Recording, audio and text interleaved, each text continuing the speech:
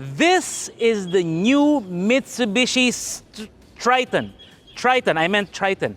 Man, how many mistakes am I gonna make today?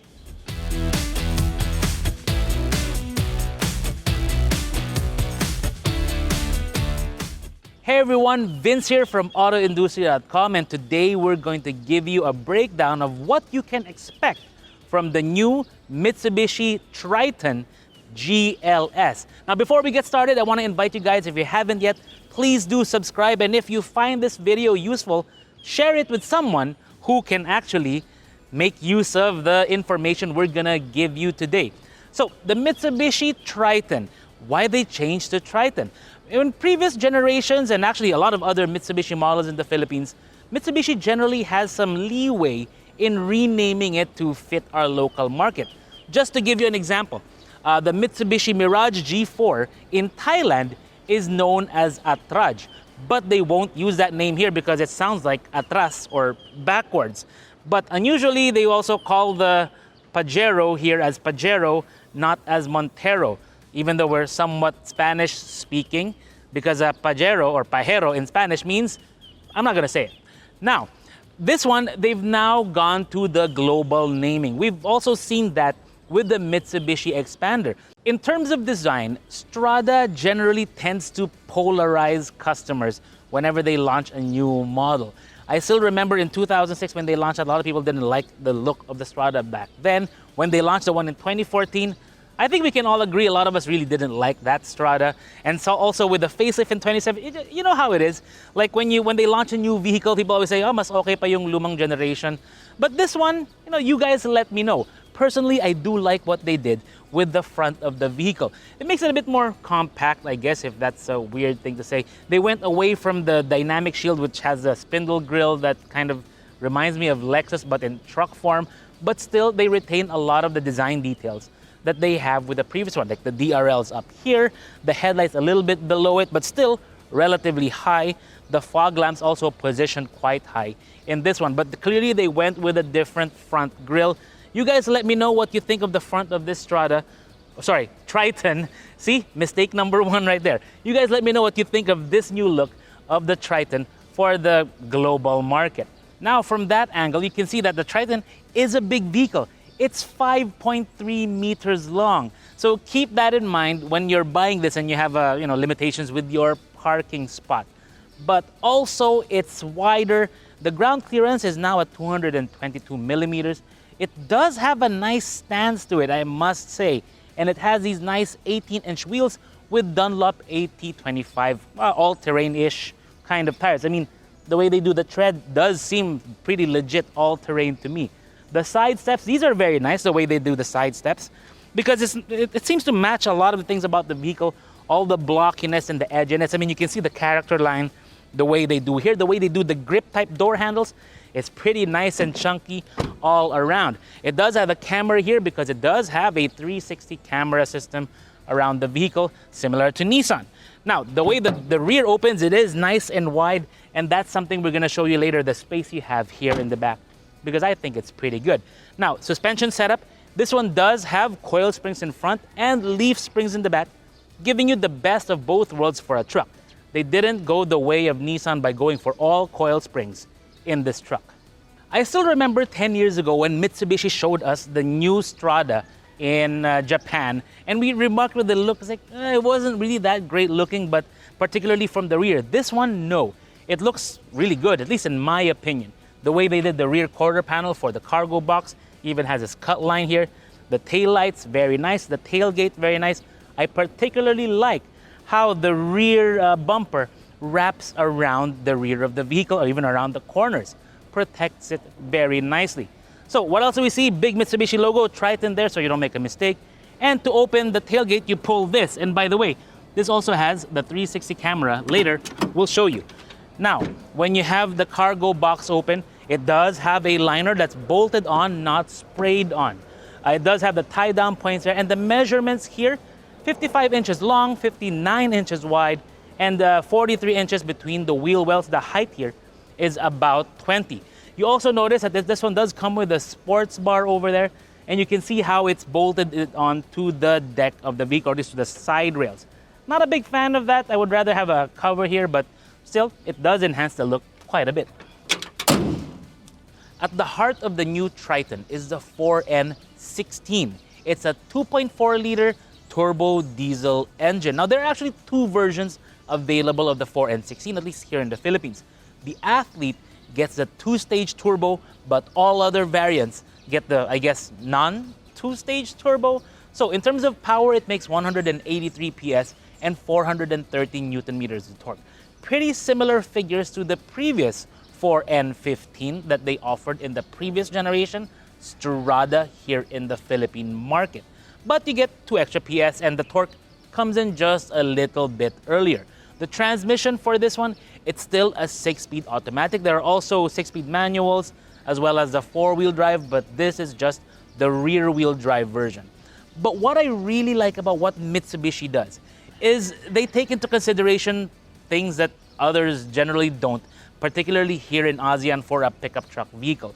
You can see it with the way they position everything in the engine bay. Electronics over there, highly positioned very high. Same with the battery. Same with the turbo, very exposed here, but it also makes it easier for servicing overall. The airbox here, you can see it kind of feeds in through here somewhere, so it's going to be a little easier to be able to put in a snorkel. It would be nice if we had a snorkel right from the factory. But when you look at the fan, it's a belt-driven unit, not an electronic one, which we prefer. It's a lot simpler and it's a lot hardier, particularly for, our kinds of conditions. So yeah, that's about it for the new Triton. So let's take a look at what's inside, because there's some nice things going on in there.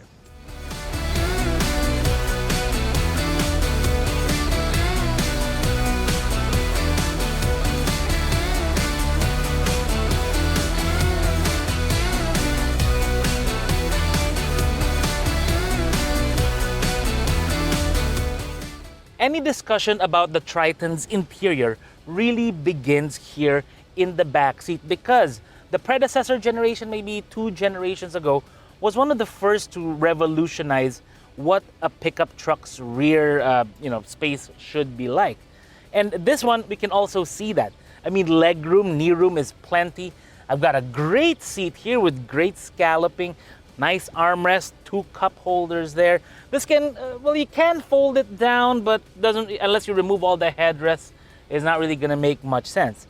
But still, visibility is great. I got USB, USB-C, 12-volt outlet there, power windows here, grab handle here, another one up here.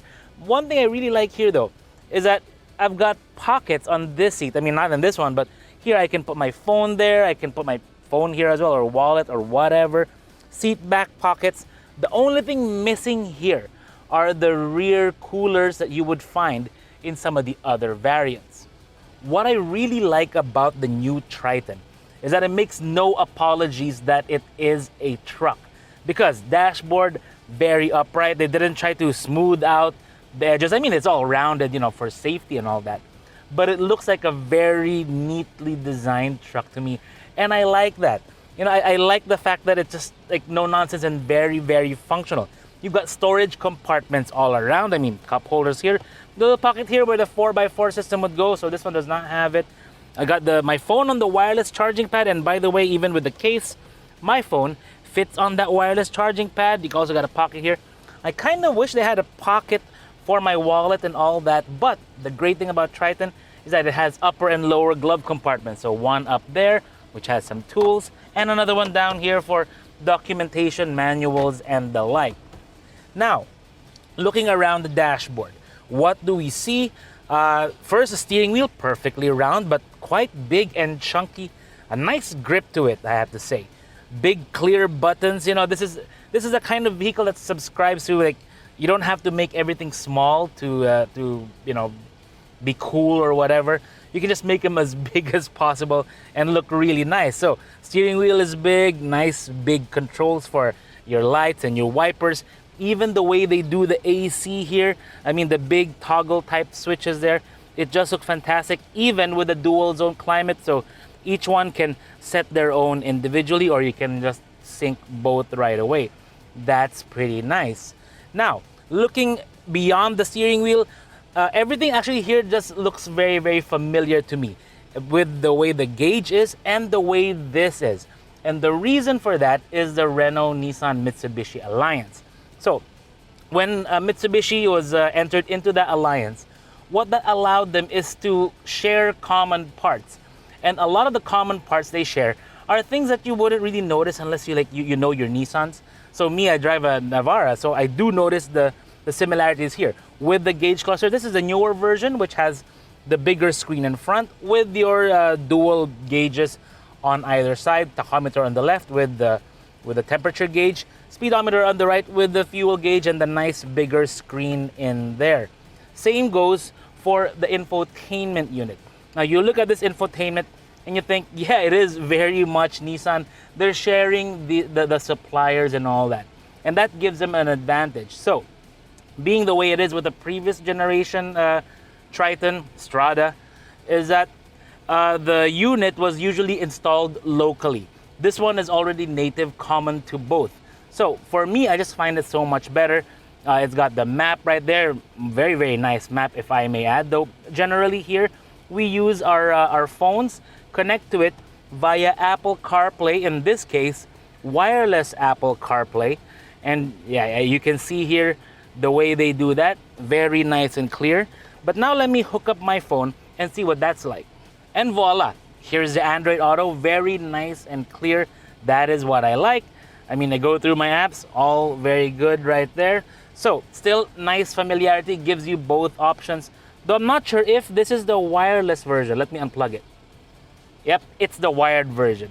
But still, the way they arranged the interior of the Triton, I really like it. I like the fact that they use the big controls, big steering wheel. Even the way they do the gear lever is very, very nice. I mean, it's very conventional.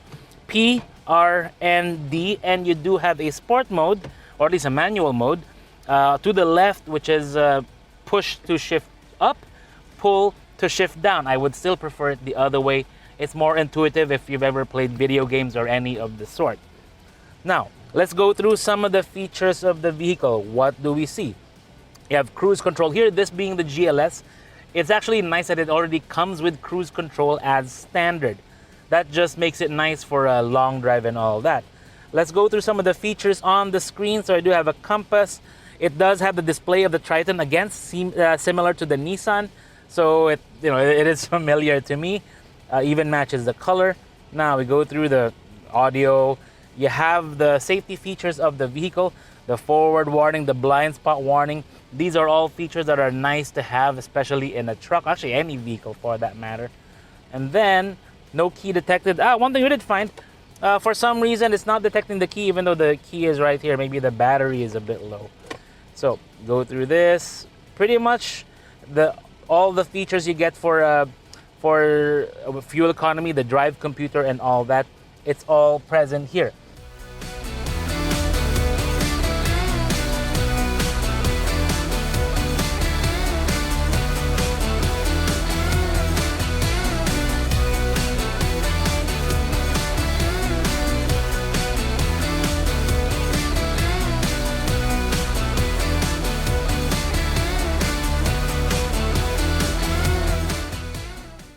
Just to get it out of the way, when I was a kid, I was a real Mitsubishi fan.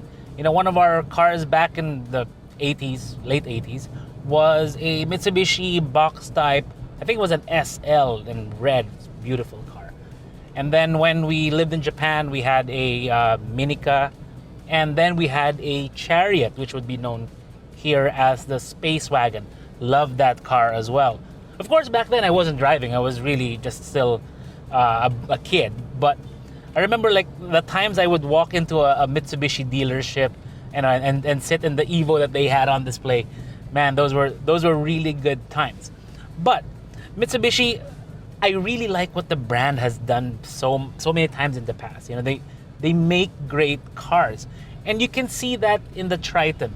You know, like when you sit inside, it feels natural. It feels good, like it's a real driver's car. And that's the kind of thing they like to focus on over there. They like to ensure that whichever vehicle you sit in, I mean, not necessarily the L300, but at least when you get into the newer generations ones, it still feels good, feels natural when you sit inside here. Like, it almost feels like a car, not really a truck. The way they have the seat, the way they position the steering wheel, the way it all feels, just the ergonomics are just right, even though it's a pickup truck. And then there's actually the way it drives. Now, granted, the vehicle we're driving right now has leaf springs in the back, and you do feel it. But I think they did a really good job tuning it to kind of give you the capacity, the payload rating that you need. I mean, we'll roll in the payload rating of this one, the cargo capacity of this one in terms of kilograms. But really, like the balance, it doesn't feel like it's a jarring experience. It feels like the vehicle is trying its best to absorb as much of the road for you, even though it does have leaf springs. I mean, when you drive a Navara, in terms of the ride comfort, that one I think is the best, unless you start looking at the Raptor variants. But this one is actually really good, the way they managed it all. And it's a really quite kind of a significant step up from the previous generation. And oh look, there's a previous generation there. Now, what's great about the Strada or the Triton, when they went on to the 2014 generation, is that they really worked to enhance really the payload capacity by making the bed a little bit larger. This one is kind of the same. The only real difference here compared to a lot of its other competitors is the wheelbase, because relative to a lot of them, the wheelbase of this one is a little shorter. It does make it more nimble. I mean, we've shown you the driving videos of the Triton Strada before, and this one I think is no different because it is still nimble when we drove it around during the launch event in Bridgetown. But the sacrifice there is going to be like when you compare like payload capacity, this one compared to some of the others who have a longer wheelbase. That's just, the way it is when it comes to car design and wheelbase and deck position, that kind of thing. The thing I really like about the new engine is the way the torque feels like right from, like idle. Because this vehicle, you kind of, you have it in idle, you have it in drive, and then you don't even touch the throttle. It really almost likes to go. And that's something that's really good in this one, because the torque is available already down low. You can keep the revs low, especially when it comes to fuel economy. That plays a part. Now, our averages in this vehicle, on the highway average speed of about 60, it was doing, I think it was 8 liters per 100 kilometers. We'll convert it all for you now.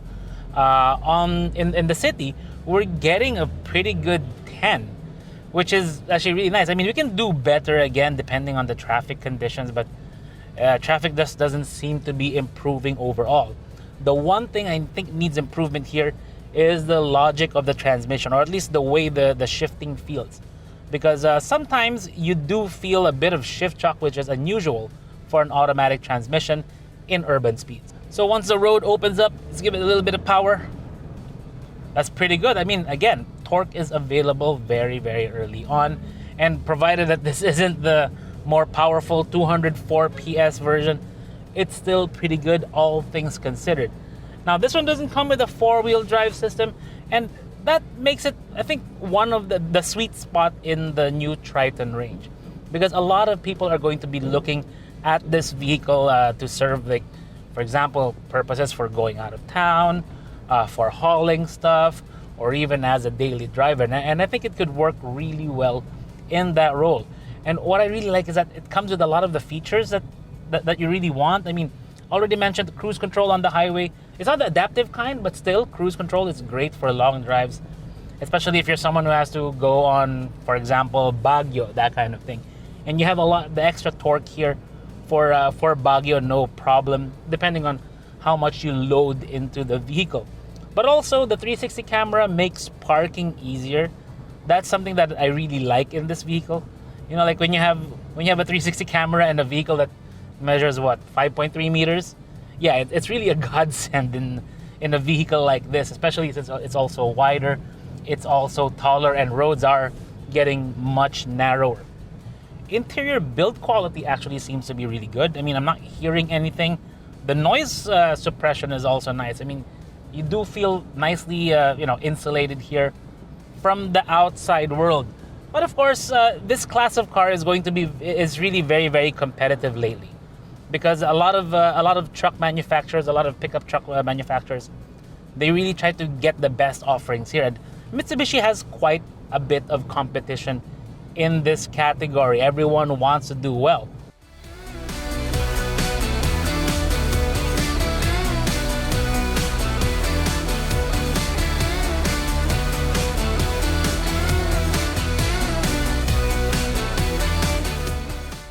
I think Mitsubishi really stepped it up in so many ways with the new generation Triton. The look, it's all up to you, but the interior I like. It feels nice, seems very well built and well equipped inside. There is one niggle we did find with the transmission when it's a cold kind of start. I mean, there's nothing really cold about our mornings here, but when you drive it around, like at first, sometimes it feels a little jerky. You can feel the shifting of the transmission. But still, the fuel economy, we really do like. It just feels nice and confident overall as a daily driven kind of truck. Now the price of this vehicle, it's 1.582 million. And that certainly puts it a little bit high compared to some of its direct competitors in its variant class, more or less. I think it's higher than the equivalent Hilux. It's also significantly higher than the similar Navara. I think the VL 4x2. And also higher than the Ranger Sport. I think that would be more or less the direct competitor of this. And if that's going to be the case, then I would want a few things like, I don't know, leather seats in this one. And maybe actually the biggest upgrade I think I would really like in this one would be to have rear disc brakes. A lot of trucks don't do that in our market. They keep holding back with the drum brakes in the rear. But, you know, Mitsubishi could have taken that opportunity to offer something that very few actually do. Anyways, I'm just nitpicking here. Let me know in the comments below what you think of the new Mitsubishi Triton. Triton, yes, the GLS variant. This is Vince of AutoIndustriya.com.